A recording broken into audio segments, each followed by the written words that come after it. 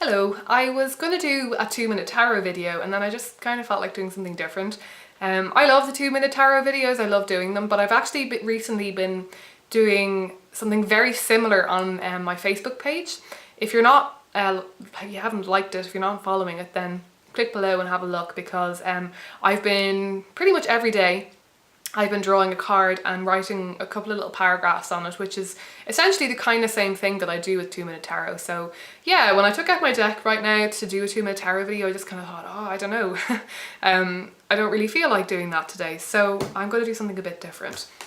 Now, Scarlet Hair did something a little bit like this recently in a video, and I just want to say that I am aware that I'm sort of copying her, but I'm not really. She called it tarot, was it tarot combinations, something like that, where she drew 2 cards basically and talked about their definition in relation to each other. I think I'm going to maybe go along the lines of calling this a mini reading, more than, you know, a combinations kind of definitions kind of video, because when I do the 2-minute tarot videos as well, I'm very definitely not giving you a definitive definition of the card. It's just whatever pops into my head at that time, because I feel like there are almost infinite definitions for every card. So yeah, even the 2-minute tarot videos are very much sort of just one card draws. They're not supposed to be definitive.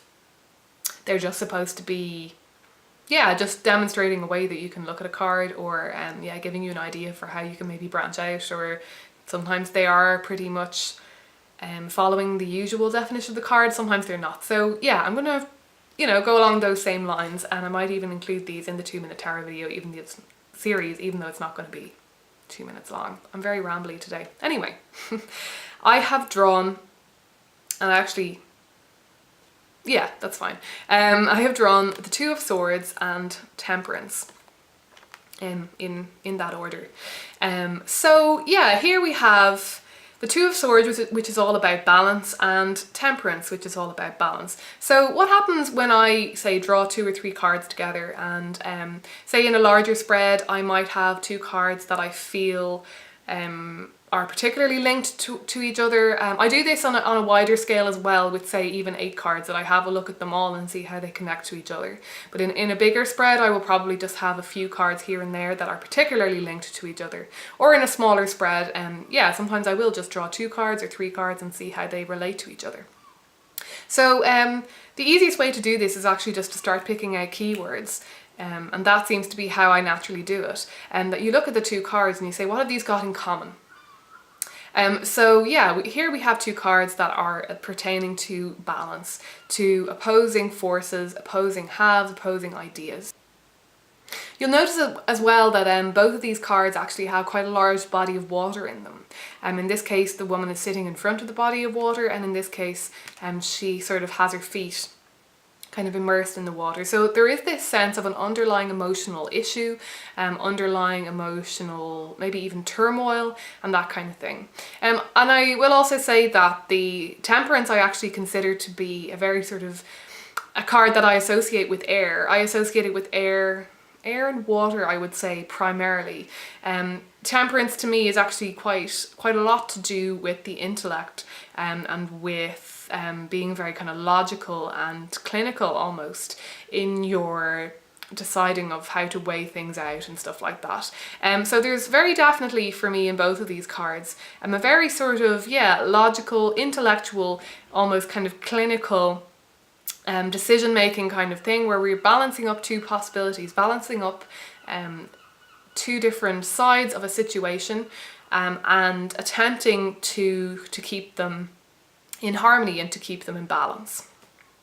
Now, of course, with the 2 of Swords influencing Temperance, there is a suggestion here that this is a task that is maybe, this is a situation that isn't going to hold, that there is maybe a sense here that the person is kind of making themselves, they're kind of hiding themselves from the truth or the reality of the situation.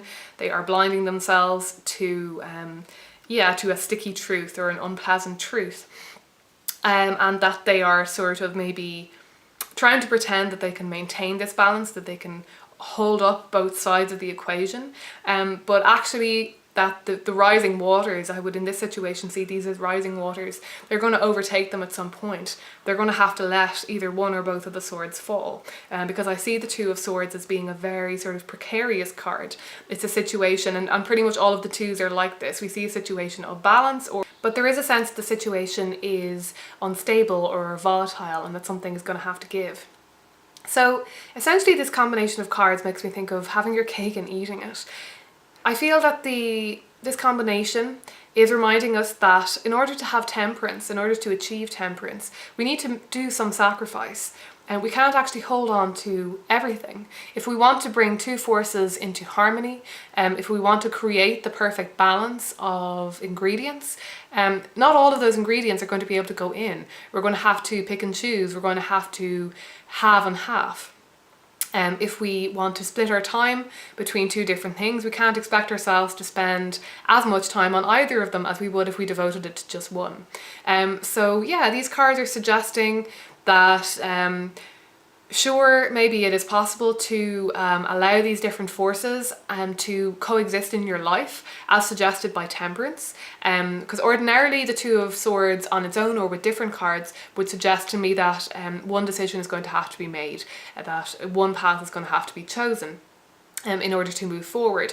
But yeah, the Temperance alongside the Two of Swords suggests to me that yes, it is possible to allow these two things to coexist, but some sacrifice is going to have to be made, and you're going to have to accept that accept that you can't bring all of yourself to the table when you're being split in different directions. So yeah, that was my first, maybe we'll call it a mini tarot reading or something of that nature. I hope you enjoyed it. Let me know if you liked that, and if so, I will probably continue to make more of these, because I feel like maybe I want to mix it up a bit with the tarot videos and make a few that have more than just one card, to branch out a bit more in giving you ideas and how to read your cards in terms of personal development and stuff like that. So thanks for watching, guys. Take care, hope you're all well, and I'll talk to you again soon.